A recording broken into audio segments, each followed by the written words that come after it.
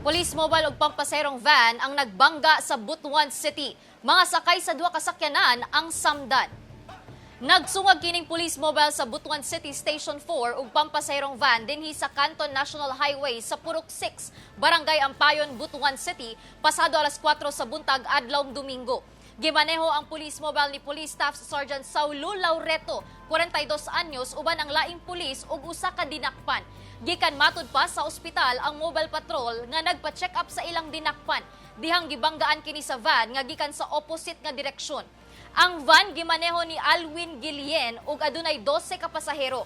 Sumala sa BCPO Traffic Investigator nga ang sakay sa police mobile ang gidala sa Butuan Medical Center samtang ang samdan nga sakay sa van ang gihatod sa Agusan del Norte Provincial Hospital.